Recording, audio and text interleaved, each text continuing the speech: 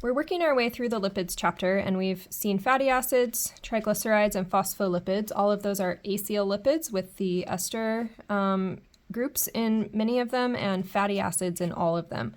Our final two categories we want to look at are non-acyl lipids. There are more than these, but we're going to look at two, at steroids and at vitamins. So let's take a look at some steroid and vitamin examples.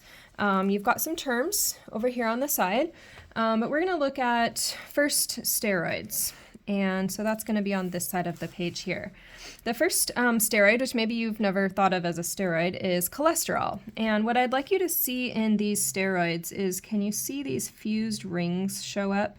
So I've got these 4 fused rings that show up in all of my steroids. That's what they have in common with each other. And then they have this all at the end of them, and you can see an alcohol. That all is coming from the alcohol that's present in these. Here's another alcohol. This cortisol has an one, a ketone here at the end, but it does also have a few alcohol groups on it as well. So we're looking at steroids with the 4 fused rings, and many of them have that alcohol, so they have that all ending. So talking briefly about cholesterol, cholesterol is made by all animal cells. So if you're trying to reduce your cholesterol, that's why sometimes nutritionists will say, or physicians will say, cut back on animal products. So cheese and eggs and meat and things like that. These cholesterol molecules are used for structure. So remember, we've been talking about, do we use these different lipids for structure or for storage? So these are used for structure in the cell membrane. And if we can go back and look at a cell membrane picture, you can see in here some of these funny looking molecules. Those are cholesterols interspersed with the phospholipids. There's 4 rings there if you can barely see. So the cholesterols get embedded in the cell membrane to stiffen it up a little bit so that it's not quite so floppy. So that would be cholesterol. It's also a precursor for some of our hormones that we're going to see down below. So we would modify it and turn it into these. Estrogen is another example of a steroid. Our sex hormones are steroids. So this is an example of that, and these would be used for something we haven't seen yet, which is signaling. So hormones are signalers, chemical signals, and that is what our sex hormones do. Last one to look at here, cortisol is a hormone from the adrenal gland. Telling us how to act, how to feel, again for signaling.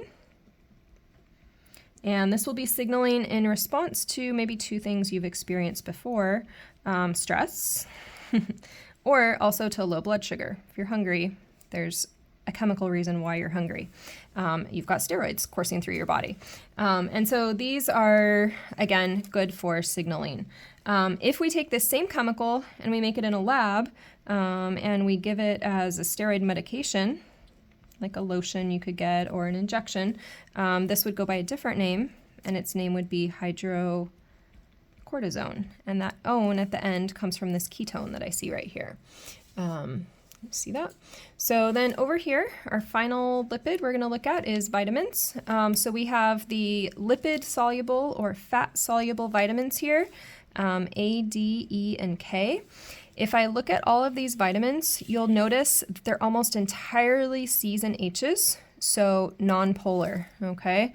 If you look at the water-soluble vitamins, you'll see a lot of hydroxyls, OHs on them, but not here. Maybe you see one, maybe you see a couple oxygens, but relative to the 20 other carbons, these are very non-polar, okay? So we could say that their structures are non-polar. As a result, their properties come out of that. We could say that they are not water soluble. And finally, instead, we could put it in a positive light. These are fat soluble, which means you don't have to eat them constantly. Your body stores up a bit of supply.